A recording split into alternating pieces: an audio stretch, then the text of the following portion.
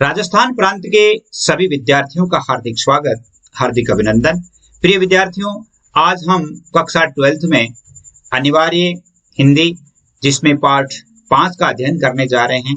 और आज हम इस प्रकार के कवि का अध्ययन करने जा रहे हैं जो भारत में ही क्या विश्व में विख्यात है। इस प्रकार का कवि हुआ ही नहीं है।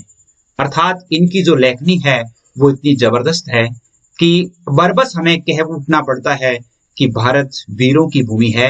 यानी भूषण जो थे वो कलम के ही धनी नहीं थे, तलवार के धनी भी थे, साहस भी था इनमें।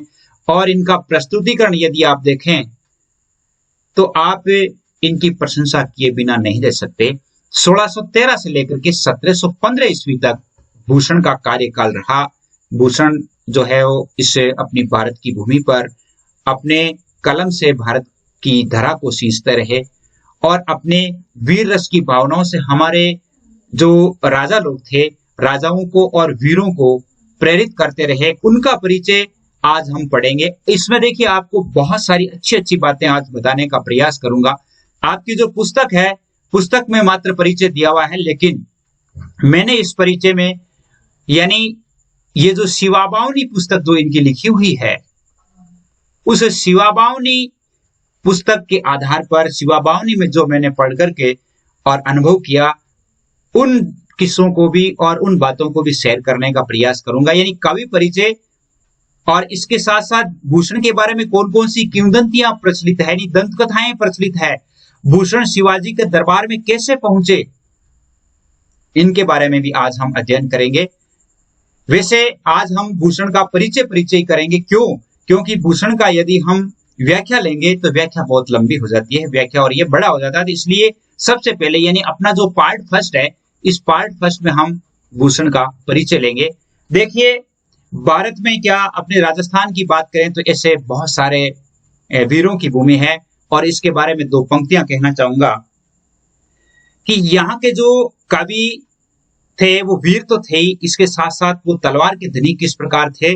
तो 4 पंक्तियों में उनकी वीरों की वंदना करना चाहूंगा, और भारत की जो लैंग्वेज है, भारत की जो भाषा है, भारत के जो कवि हैं, उनके बारे में 4 पंक्तियां कहना चाहूंगा। और वो पंक्तियां क्या है कि जद जद भारत में सता जोग आफतरी आंधी आई ही, बख्तरी कड़ियां बड़की ही जद सिंधु राग सुनाई ही, बख्तरी कड़ियां बड़की ही जद सिंधु राग सुनाई ही, गड़गड़िया तोपारा गोला भलानी अणिया भड़की ही, जो दारा धारा जुड़ता ही खाड़ा रातंबर खड़की ही, रड़बड़ता माथा रण खेता अड़बड़ता घोड़ा उलड़ता, सिर कटिया सूरा समहर में ढाला तलवारा ले डरता, सिर कटिया सूरा समहर में ढाला तलवारा ले डरता, रणबंका भिड़ आ राण रचे तिड़पे खे, तान तमाशा है उन वक्त हुए ललकार उठे, वह राजस्थानी भाषा है, वह राजस्थानी भाषा है। तो कितनी अच्छी हमारी राजस्थान की वंदना है, राजस्थान की भाषा है। और राजस्थान की भाषा यानी राजस्थान में तो होते ही है, भारत में भी इस प्रकार के वीर कवि हुए हैं। उस वीर कवि का हम आज परिचय पढ़ेंगे। तो देखिए, हम चलते हैं इसके परिचय पर, और इनके बहुत सारे कवित है, वो कवित भी आपको पढ़ करके सुनाऊंगा। यानी इसने जो किस प्रकार के कवित लिखे थे, औरंगजेब के दरबार में पहुंच करके उन्होंने औरंगजेब को जो कवित सुनाया था वो भी अपनी इस जो परिचय है इसमें शामिल किया गया है कि उन्होंने औरंगजेब को अपनी हकीकत किस प्रकार बताई थी कि तुम कैसे व्यक्ति हो। तो आइए पढ़ते हैं इनका परिचय। परिचय में देखिए, यानी आपको परिचय आप इससे इस प्रकार लिखेंगे। रीतिकाल की श्रृंगार प्रधान काव्य सरिता में वीर रस की प्रबल धारा बहाने वाले कवि भूषण का जन्म कानपुर के तिकवापुर गांव में पिता रत्नाकर त्रिपाठी के घर 1613 ईस्वी में हुआ। इनका मूल नाम घनश्याम था। चित्रकूट नरेश ने इन्हें भूषण की उपाधि से विभूषित किया। ये चिंतामणि के तीसरे भाई थे। यानी चिंतामणि था, एक मतिराम था, और ये भी थे, और एक जटाशंकर और था। रौद्र वीर और भयानक रस इनके काव्य में विशेष है। यानी वीर रस के तो ये विख्यात कवि हैं। इन्होंने छत्रसाल, शिवराज सोलंकी और शिवाजी के दरबार में अपनी कविताएं प्रस्तुत की। यानी इनके राज दरबार में इनको कविता पढ़ने का अवसर प्राप्त हुआ, जहां पर इन्हें अधिक सम्मान प्राप्त हुआ। भूषण ने कई राजाओं से बहुत अधिक इनाम भी प्राप्त किया। एक बार कहा जाता है कि छत्रसाल ने उनकी पालकी में कंधा दिया। कंधा क्यों दिया? क्योंकि यह कहा जाता है कि शिवराज ने इन्हें बहुत अधिक माल है वो दे दिया, और जब छत्रसाल के घर से वो अपने घर जा रहे थे, तब उन्हें क्या है कि ये बहुत बड़े कविराज थे, तो इन्हें पालकी में बिठा करके भेजा जाता था। तो छत्रसाल ने उनकी पालकी में कंधा दिया था, यानी स्वयं राजा है वो उसे पहुंचाने के लिए जा रहे थे, तब उन्होंने ये कवित पढ़ा था। उन्होंने क्या कहा था कि शिवा को सराहूं छत्रसाल को, आपने 11th क्लास में पढ़ा होगा, जो कि बहुत ही अच्छा है। भूषण देश देशांतर में घूमकर शिवाजी की प्रशंसा करते रहे, देश देशांतर में घूम करके शिवाजी की उन्होंने प्रशंसा की। भूषण ने जो रचनाएं लिखी थी वो रचनाएं हैं शिवराज भूषण, छत्रसाल दशक, शिवा बावनी, भूषण हजारा, भूषण उल्लास।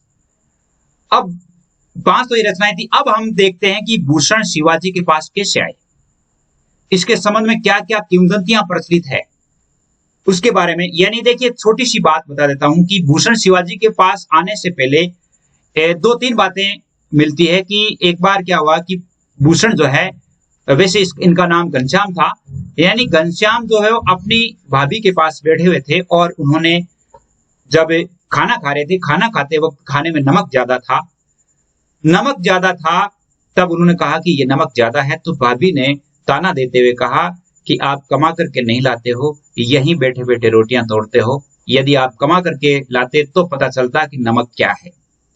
दूसरी एक किंवदंती ये भी प्रचलित है कि एक बार की बात है कि भूषण की पत्नी गणेश चतुर्थी का व्रत किया उन्होंने, तो वहां के आसपास की जो महिलाएं थी उन्होंने भी किया और इनकी पत्नी ने भी किया, लेकिन उनकी पत्नी जो है किसी कामवश, यानी गणेश जी का जो मंदिर था वहां पर पूजा करने के लिए, यानी वहां जो हाथी की मूर्ति थी वहां पर जो थी, वहां पर पूजा करने के लिए वो नहीं जा सकी।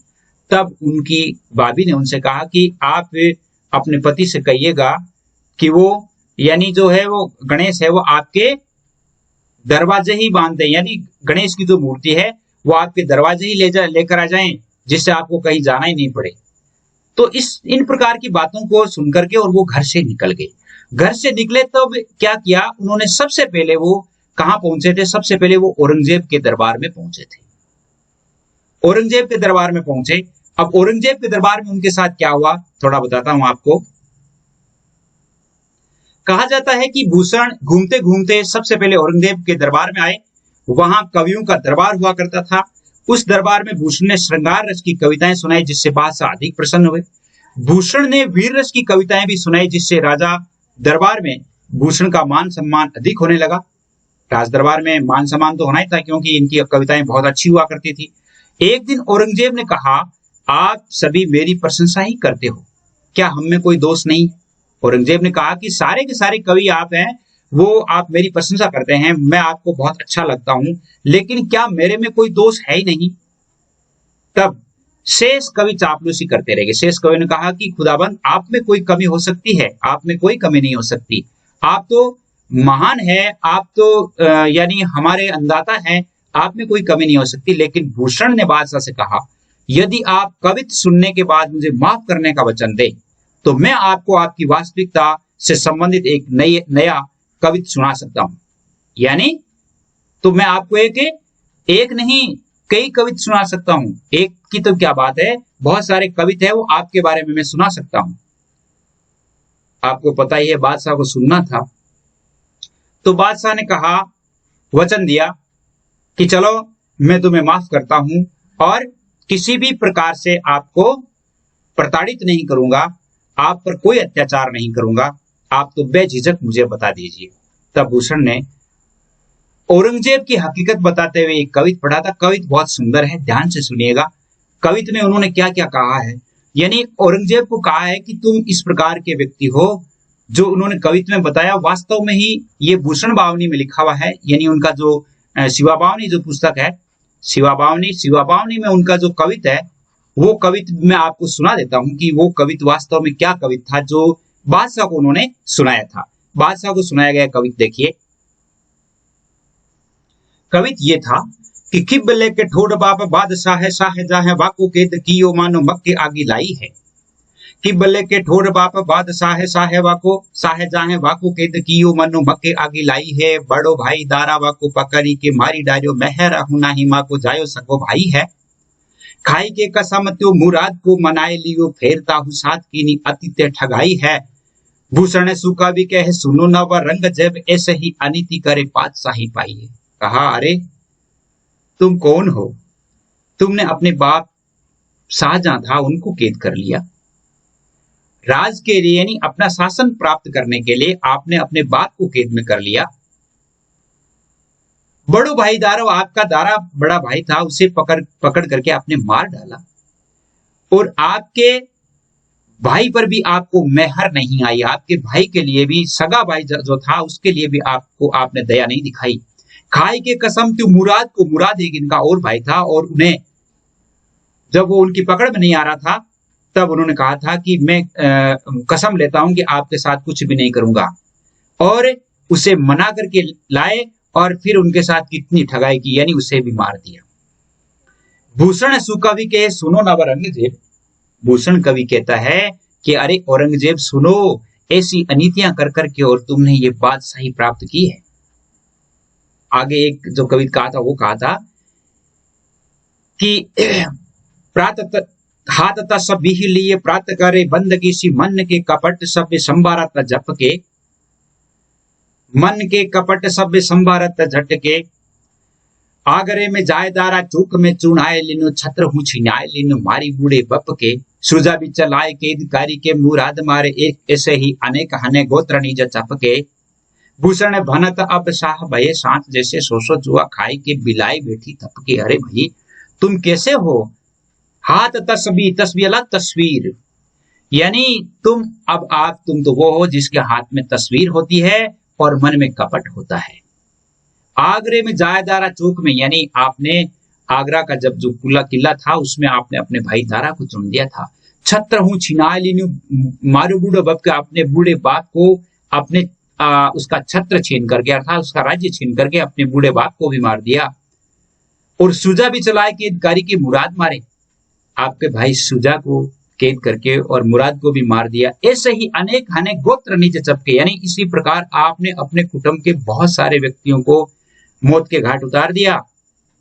भूषण बनत अब शाह भय सांचे से, भूषण कहते हैं कि अब राजा है वो इस प्रकार बैठे हैं जैसे सौ चूहे खाने वाली बिल्ली है, वो तपस्या करने बैठ जाती है, तपस्या करती है। तो कितना अच्छा, ये आगे जब हम पढ़ेंगे इसके बारे में तो वो जो औरंगजेब के बारे में क्या है और भी शिवाजी के बारे में तो वो तो बहुत ही अच्छे हैं, उनके बारे में ही हम पढ़ेंगे।